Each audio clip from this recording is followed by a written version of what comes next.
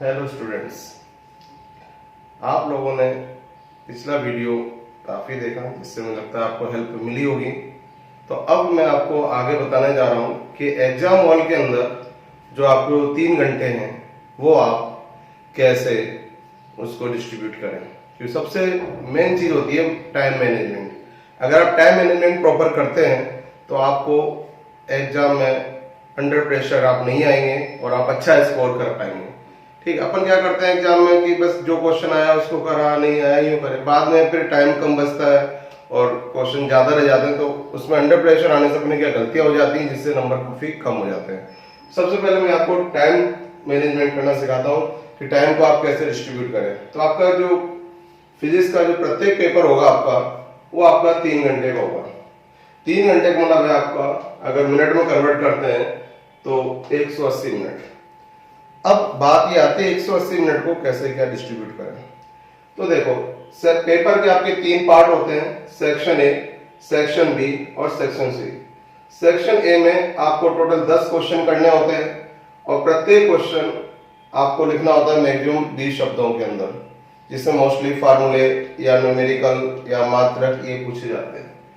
तो अगर मैं सेक्शन ए के प्रत्येक क्वेश्चन को 1.5 मिनट से लेकर 2 मिनट दें, मैंने वेरिएशन इसलिए दिया है, किसी बच्चे की स्पीड कम होती है, किसी बच्चे की स्पीड ज्यादा होती है, तो आप ये टाइम लेके चलें। या कोई क्वेश्चन थोड़ा छोटा होता है या कोई क्वेश्चन थोड़ा बड़ा होता है, इसलिए मैंने थोड़ा सा वेरिएशन लेके चला हूं, क्योंकि ऐसा नहीं कि परफेक्ट आप अपना टाइम ही दें।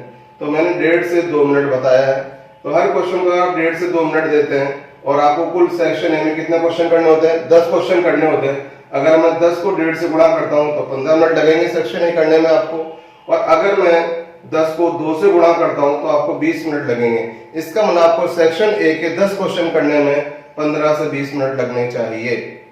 इससे ज्यादा टाइम आपको नहीं लगाना चाहिए। मिनिमम आपका 15 मिनट लगेगा ही सही, क्योंकि अगर आप ढंग से एक्सप्लेन करेंगे पूरे नंबर लाने के लिए, कि जैसे मान लो कोई अगर डेफिनेशन पूछी तो आप पहले शब्दों में लिखेंगे डेफिनेशन, फिर उसका फॉर्मूला लिखेंगे, फिर मात्रा लिखेंगे, सिंपल, तो इतना 1.5 मिनट लग जाता है कम से कम, मेरा ऐसा मानना है। तो मैक्सिमम आप 2 मिनट से ज्यादा टाइम किसी भी क्वेश्चन को ना दें, ये कहने का मतलब मेरा है। तो 2 मिनट के हिसाब से अगर आप करते हैं तो 20 मिनट के अंदर, मैक्सिमम 20 मिनट के अंदर सेक्शन ये आपका कंप्लीट हो जाना चाहिए। घर पे आप प्रैक्टिस करें, किसी भी साल का पेपर आंसर पे उठा लें और 10 क्वेश्चन करने की कोशिश करें कि आपके वो 15 से 20 मिनट में कंप्लीट हो रहे हैं कि नहीं हो रहे हैं। अगर हो रहे हैं तो इसको आपकी स्पीड सही है, आपको एग्जाम में अंडर प्रेशर आप नहीं आओगे। ये आप ऐसे घर पे प्रैक्टिस करें, ठीक है। इसके बाद सेक्शन बी पे आते हैं। तो सेक्शन बी आपके 250 शब्दों में देना होता है, इसमें डेरिवेशन भी रहते हैं और 1.5-2 पेज का जाता है मतलब वो। अब इसमें क्या होता है, इसमें हर सेक्शन से आपको 1 क्वेश्चन करने होते हैं। इसमें 2 क्वेश्चन दिए होंगे आपको, कल बताया था मैंने, कल का वीडियो आप देख सकते हैं। जिसने अगर कल का वीडियो नहीं देखा है उससे आप देख के पता लगता है पेपर का पैटर्न कैसा रहता है। तो आपको सेक्शन बी में हर यूनिट से 2 क्वेश्चन दिए होंगे, जिसमें आपको 1 करना होगा, अर्थात टोटल आपको 5 क्वेश्चन करने हैं। इसमें हर यूनिट से आपको 1 अटेम्प्ट करते हुए 5 क्वेश्चन करने। तो इसका मतलब आप इसमें प्रत्येक क्वेश्चन को 16 से 17 मिनट दे सकते हैं। अगर आप 16-17 मिनट देंगे तो 16 को अगर मैं 5 से गुणा करता हूं तो 80 मिनट आते हैं, 17 को 5 से गुणा करता हूं तो 85 मिनट आते हैं। तो इसका मतलब ये वाला सेक्शन बी के 5 क्वेश्चन आपको 80 से 85 मिनट के अंदर कंप्लीट करने हैं। ये ध्यान रखें, 80 से 85 मिनट ज्यादा सेक्शन बी में टाइम ना लगाएं। इसके बाद आता है सेक्शन सी। सेक्शन सी में आपको 5 शब्दों के क्वेश्चन आंसर देने होते हैं और इसमें 2 क्वेश्चन करने होते हैं जो किसी भी यूनिट से आ सकते हैं, ठीक है। तो 4 क्वेश्चन दिए होते हैं, किसी एक यूनिट से क्वेश्चन नहीं आता है, बाकी 4 यूनिट से एक क्वेश्चन आता है, उनमें से कोई से भी आपको 2 करने होते हैं। तो अगर एक क्वेश्चन करने में 32 से 34 मिनट लगाते हैं आप, तो 32 गुणा अगर हम 2 से करते हैं तो 64 मिनट होते हैं, और 34 गुणा अगर 2 से करते हैं तो 68 मिनट होते हैं।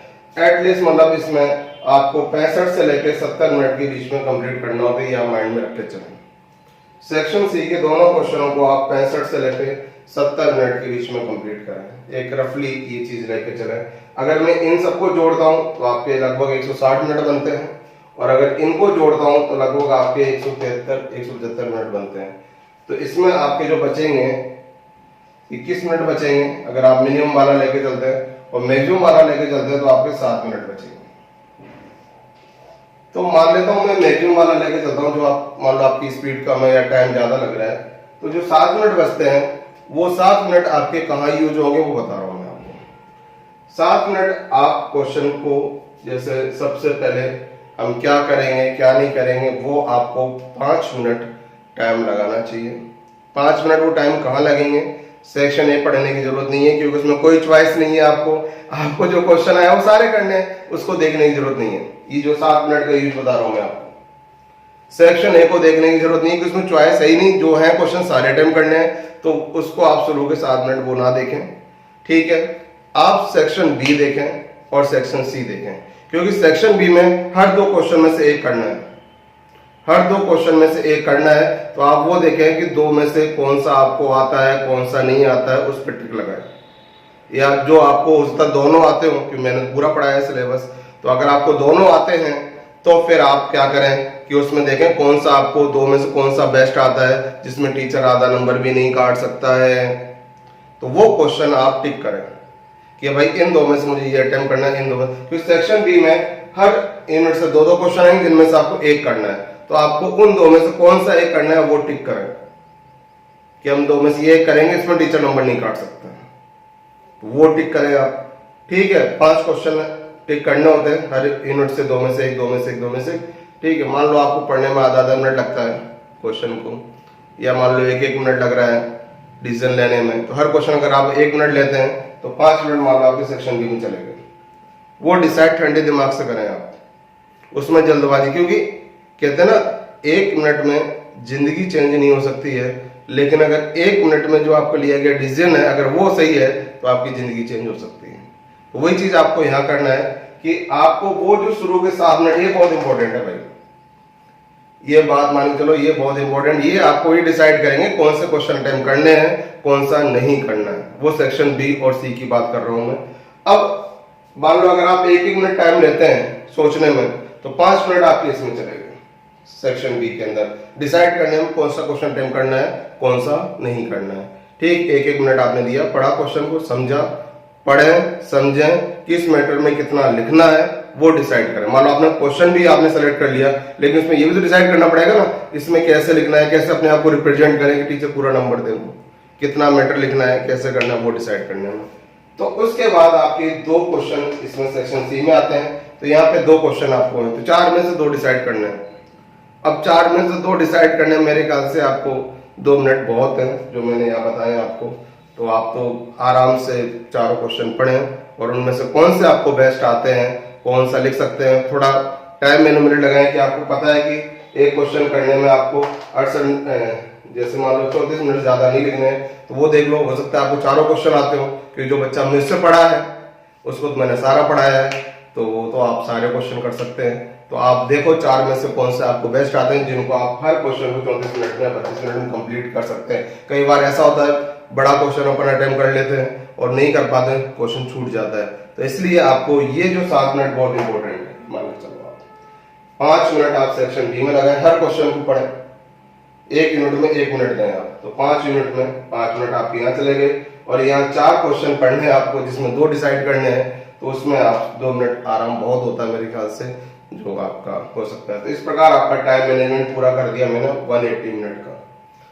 पानी पीने ना उठे, वॉशरूम के लिए ना जाए, पानी की बोतल लेके जाए, वॉशरूम करके बैठे। ये टाइम वेस्ट करने का तरीका है और कुछ नहीं है। एग्जाम हॉल में जाए, 10-15 मिनट पहले जाए, कॉपी मिल जाती है, ये 3 घंटे से पहले आपको कॉपी मिल जाती है, जो आप उसमें आराम से अपना रोल नंबर वगैरह और सब फिलअप करें, पहला पेज, और शांति से बैठें। 3 घंटे जैसे आपका चालू हुआ टाइम, आपको पेपर भी दे दिया जाएगा, लेकिन हो सकता है फोल्डिंगली ना बोले, वो चीज़ है, बस तुरंत स्टार्ट हो जाए। लेकिन 7 मिनट शुरू के आप ये डिसाइड करने लगा सेक्शन बी और सी को, ए को देखना भी नहीं है क्योंकि वो टाइम वेस्ट है, उसमें आपको सारे क्वेश्चन नहीं करने, उसमें आपको क्या टेंशन, वो तो आपको आए तभी ठीक, नहीं आए तब भी ठीक, उसमें आपको दिमाग लगाना ही नहीं है। दिमाग लगाना है बी और सी में कौन से क्वेश्चन नहीं करना है। मैं फिर कह रहा हूँ, कौन से क्वेश्चन नहीं करने ये इंपॉर्टेंट है, क्या करना है वो इंपॉर्टेंट नहीं है। जो आपको ऑप्शन मिले हैं उनमें क्या नहीं करना है वो इंपॉर्टेंट है, उसको आप टाइम इसमें खर्च करेंगे, बचा हुआ टाइम।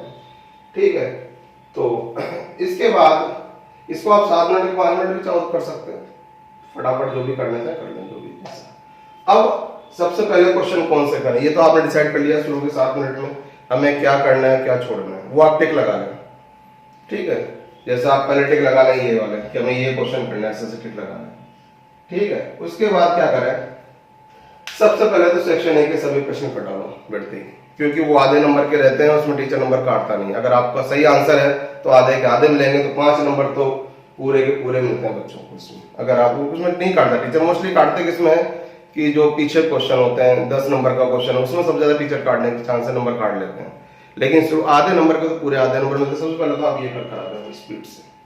ठीक है, उसके बाद सेक्शन बी पे जाए, क्योंकि 5 नंबर का क्वेश्चन रहता है, उसको आप स्पीड से करें, जो भी बता दिया मैंने आपको, हर मिनट 16-17 मिनट करना है। फिर आए सेक्शन सी पर, इसके सेक्शन बी के 5 क्वेश्चन कर दो। मेरा मानना यह है कि क्रम तब बेटर रहता है। एक्चुअली क्या होता है, कॉपी जो टीचर जब चेक करता है तो नंबर देने के 2-3 मापदंड होते हैं उसके। पहला कि आपसे पहले जो कॉपी गई उसने कैसा लिखा, अगर उसने अच्छा लिखा, आपने उससे कम लिखा, तो आप नंबर टीचर अपने आप नंबर कम कर देगा। ठीक है, दूसरा ये होता है कि आपने अपनी कॉपी को कैसे रिप्रेजेंट करा। अगर आपने अपनी कॉपी को बेस्ट रिप्रेजेंट करा तो कोई फर्क नहीं पड़ता कि आगे वाली कॉपी कैसी है, पीछे वाली कॉपी कैसी है, आपको अच्छे नंबर देके जाएगा। तो अगर आप बड़े बड़े अक्षर लिखे टीचर के पढ़ने में, देखो राइटिंग चेंज नहीं हो सकती, जिसकी जैसी राइटिंग है वैसी रहती है। मैं राइटिंग के बारे में नहीं बोलूंगा कि जिसकी जैसी राइटिंग वैसी रहेगी, लेकिन ये जरूर बोलूंगा अक्षर थोड़े पढ़ने में आने चाहिए, इसका थोड़े अक्षर बड़े होने चाहिए। ठीक है, कई बार क्या होता है क्वेश्चन अनचेक्ड रह जाता है, तो उसके लिए ये होता है कि आप एक क्वेश्चन कंप्लीट हो, दूसरे क्वेश्चन बीच में 2-3 लाइनें छोड़ दें जिससे टीचर की नजर पड़ जाए। कई बार क्या होता है बिल्कुल ही एक से एक चिपका के क्वेश्चन चलते रहते हैं तो पता नहीं चलता टीचर का। तो आप क्या करें, जैसे मान लो सेक्शन ए करा आपने और वहां लिखा सेक्शन 1 डाल दो, ऊपर जाओ क्वेश्चन नंबर 1 डाल कर, जैसे ABCD होते हैं उसके अंदर, तो उसी क्रम से लगातार आप आंसर देते रहो, स्पीड से देते रहे आंसर, पेन नहीं रुकना चाहिए आपको, आप आंसर देते रहे और लगातार अगर आते हैं तो लगातार देते रहे, खत्म बात। टीचर को अच्छा लगता है अगर आपको पूरा पेपर आता है और लगातार आप सीक्वेंस से करो। टीचर जितना कम दिमाग, एक कॉन्सेप्ट ध्यान रखो, सीधा सा कॉन्सेप्ट है, टीचर जितना दिमाग कम लगाएगा उतने ज्यादा नंबर देगा। अगर उसको ज्यादा दिमाग लगाना पड़ रहा है कॉपी चेक करने में तो नंबर काटना चालू कर देता है। ठीक है, तो ये जरूरी नहीं सीक्वेंस से करो, बिल्कुल जरूरी नहीं है। आपको जो पहले आता है वो आप पहले करें, जो, लेकिन मेरा मानना है कि आप उसमें टाइम वेस्ट करोगे, कौन आ रहा है कौन आ रहा है, तो मेरे ख्याल से हो रहता है आप फटाफट स्पीड से, चाहे सीक्वेंस से करें चाहे बिना सीक्वेंस से करें, लेकिन सेक्शन ए के क्वेश्चन सारे एक साथ करें। मेरा मानना ये है सेक्शन ए के क्वेश्चन सारे एक साथ करें, क्योंकि छोटे क्वेश्चन डालोगे ना बीच की, बड़े बीच में कई बार अनचेक्ड रह जाते हैं, इसलिए सेक्शन ए के सारे क्वेश्चन फटाफट कर दें। अगर कोई मान लो आपको नहीं आता है तो लास्ट में थोड़ी बहुत जगह छोड़ दो, वहां पे आप लास्ट में कर करा दें। आइडिया तो रहता है कैसे क्या है, लेकिन कर करा दें। सेक्शन ए पहले करें, फिर सेक्शन बी में करें। सेक्शन बी में आप चाहो तो क्रम आगे पीछे करो, कोई फर्क नहीं पड़ता, यूनिट 3 का पहले कर लो, यूनिट सेकंड, उससे कोई मैटर नहीं रखता, लेकिन सेक्शन बी के भी सब एक साथ करें, क्रम भले ही आप आगे पीछे जो करना चाहे कर लें। ठीक है, फिर जाए सेक्शन सी पर।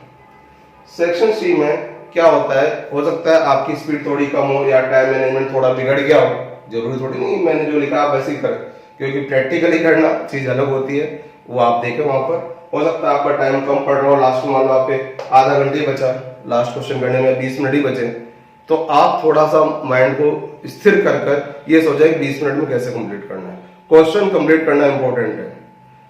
अब बीच की स्टेप आप उड़ा दो, वो अलग मैटर है। मान लो सेक्शन सी के क्वेश्चन आपको 20 मिनट ही बचे लास्ट में और पूरा एक क्वेश्चन बचा है और क्वेश्चन थोड़ा लेंथी है, तो आप क्वेश्चन जरूर कंप्लीट करें, क्योंकि क्या होता है क्वेश्चन कंप्लीट नहीं होता फिर टीचर मर्जी पड़े जो नंबर काटते हैं। ये मैं फिर रिपीट कर रहा हूँ, क्वेश्चन अगर कंप्लीट नहीं होगा तो टीचर होता 10 में से 4 ही नंबर पकड़ाए, 3 ही नंबर पकड़ाए, लेकिन अगर क्वेश्चन कंप्लीट होगा तो फिर वो सोचा कि बच्चे ने क्वेश्चन तो कंप्लीट करा है तो स्टेप के नंबर काट लेगा बीच के। अगर कोई कैलकुलेशन उसको लगता है बच्चों को लिखनी चाहिए, आपने उड़ा दी, नहीं लिखी, तो हो सकता है वो नंबर उसके काट ले, लेकिन क्वेश्चन कंप्लीट करना है, ये आप ध्यान रखें। इसलिए मैंने टाइम मैनेजमेंट दिया है। सेक्शन सी का लास्ट क्वेश्चन हो सकता है आपके लिए टाइम कम पड़ जाए, अगर आपने टाइम पे ध्यान नहीं दिया तो लास्ट क्वेश्चन फिर आप ये दिमाग लगाएं कि हम उसको कंप्लीट करना है। अब कैसे कंप्लीट करना है, क्या मैटर हटाना है, वो आप देख लें, लेकिन क्वेश्चन स्टार्ट से डेरिवेशन स्टार्ट हुआ तो लास्ट तक पूरा होना चाहिए, मेरा मानना है। साइड के पार्ट हटाते जाओ तो साइड में लिखते रहो चौकी करके, चाहो तो उसको हटाते रहो, कैलकुलेशन माइंड में कर लो, वो आप कर सकते हैं। इस प्रकार से आप पूरा टाइम ले सकते हैं। और फिर भी अगर आपको कुछ जानकारी मुझसे चाहिए तो तो आप मेरे कॉन्टैक्ट नंबर है 9414448099, इस पर कॉन्टैक्ट कर सकते हैं। और कोचिंग आपके भी डिस्कस करते हैं, कोचिंग जानते हैं आप लोग, पिछले क्लासेज है, ठीक है, उसमें पढ़ाता हूँ मैं, तो आप उससे भी कॉन्टैक्ट कर सकते हैं। बाकी बेस्ट ऑफ लक, एग्जाम बढ़िया दें। Thank you.